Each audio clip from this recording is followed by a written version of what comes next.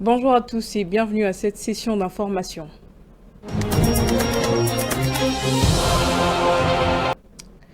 Commençons avec cette information. Dans la suite de leur rencontre du 4 janvier dernier, le président de la République, Félix Tshisekedi, a effectué une visite de travail en Angola ce jeudi 8 janvier.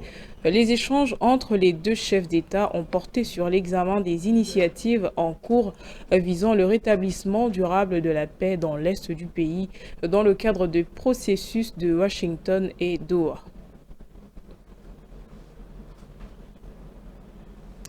Autre chose, les ministres de la Défense de la Conférence internationale sur la région des Grands Lacs se réuniront dans la ville zambienne Livingstone le samedi 10 janvier 2026, une réunion pour laquelle les travaux ont commencé dès ce jeudi avec 2 jours de réflexion en présence d'experts de la défense et des chefs d'état-major de l'organisation. Il vise à pencher sur les enjeux sécuritaires dans la région. Suivez.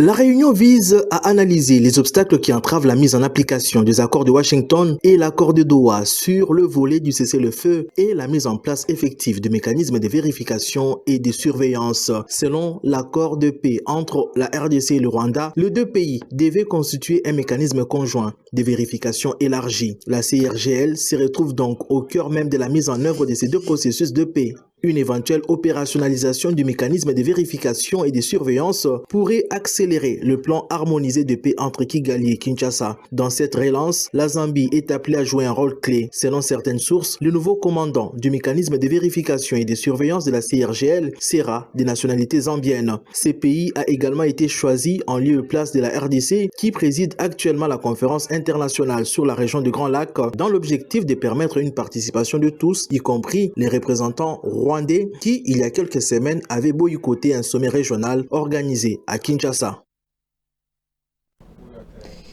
Le drame se poursuit dans les camps des réfugiés au Burundi. Environ une centaine de morts ont été recensés en moins de 15 jours parmi les Congolais ayant fui les violences dans l'est de la RDC. Les agences humanitaires alertent sur une situation hors de contrôle. Reportage de Blaise Kouzola.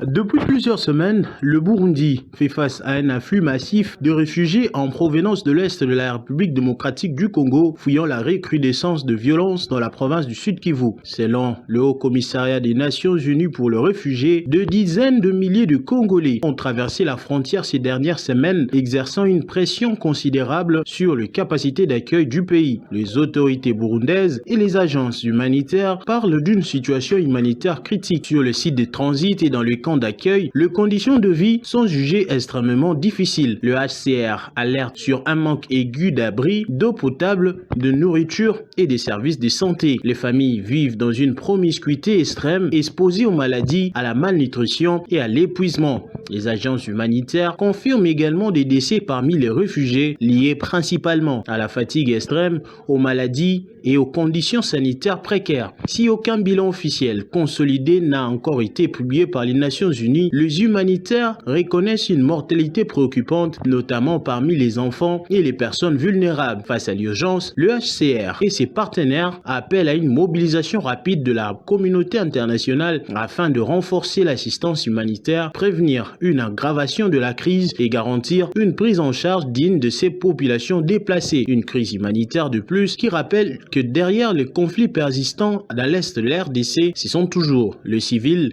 qui payent le prix les plus lourds.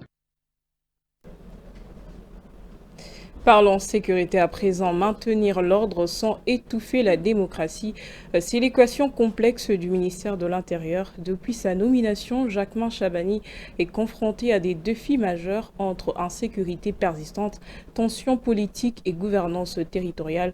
Un ministère sous pression au cœur des équilibres de l'État congolais. Analyse dans ce reportage.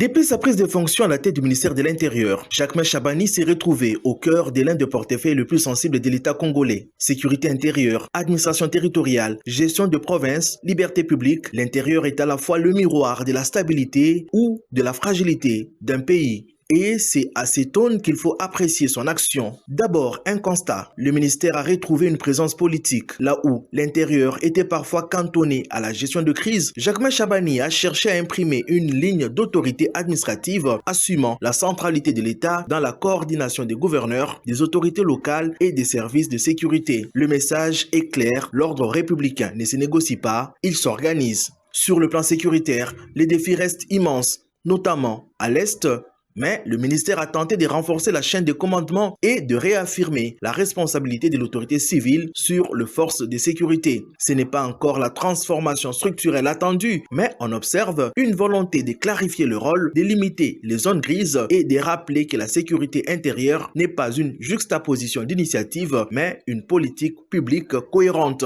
Un autre marqueur de son passage concerne la gestion de l'espace politique et social. Dans un contexte post-électoral tendu, Jacquemain Chabani a souvent marché sur une ligne étroite entre maintien de l'ordre et respect des libertés publiques. Ces décisions ont parfois suscité des critiques, mais elles traduisent une réalité. Gouverner l'intérieur en RDC, c'est arbitrer en permanence entre l'exigence de stabilité et la pression démocratique. Sur le terrain de la décentralisation et de l'administration territoriale, les résultats sont plus contrastés. La volonté de remettre de l'ordre dans le fonctionnement des provinces et des entités territoriales est perceptible, mais elle se heurte à des résistances structurelles. Faiblesse de moyens, clientélisme local et lourdeur administrative héritée de longue date. Le ministre donne l'impression d'avoir ouvert des chantiers sans toujours disposer des leviers nécessaires pour les mener à terme rapidement. En définitive, le bilan de Jacquemain Chabani à l'intérieur est celui d'un ministre d'autorité dans un ministère de tension. Il n'a pas tout réglé, personne ne l'aurait pu, mais il a réinstallé l'intérieur comme un centre de gravité politique. La suite dépendra de sa capacité à transformer cette autorité affichée en réforme durable, perceptible dans la vie quotidienne des Congolais. Et pour clore ce bulletin à l'international, l'Égypte franchit une nouvelle étape dans sa stratégie énergétique et diplomatique en signant 2 accords majeurs avec la Syrie, fourniture de gaz naturel et de produits pétroliers. Ces protocoles scellent une coopération de long terme à forte portée économique et géopolitique dans un contexte régional marqué par les défis énergétiques et les reconstructions post-conflit. L'Égypte confirme son ambition de devenir un acteur énergétique incontournable dans la région. En signant 2 protocoles d'accord avec la Syrie, le Caire s'engage à fournir du gaz naturel et de produits pétroliers sur une période pouvant aller jusqu'à 15 ans. Une coopération qui tombe à point nommé pour la Syrie, confrontée à des pénuries chroniques et qui espère ainsi augmenter de 20 à 30% sa capacité de production électrique. Pour l'Égypte, c'est un coup double. Renforcer ses exportations et valoriser ses infrastructures énergétiques tout en consolidant son influence géopolitique. Cette entente illustre aussi comment l'énergie devient un levier central de la diplomatie économique du Caire qui s'impose désormais comme un véritable hub énergétique en Méditerranée orientale. Une stratégie gagnant-gagnant dans un contexte où l'accès à l'énergie redevient un enjeu stratégique majeur pour la stabilité régionale. Mesdames, Messieurs, c'est ainsi que s'achève ce bulletin d'information. Merci à vous de l'avoir suivi. Restez branchés pour une bonne suite de programmes.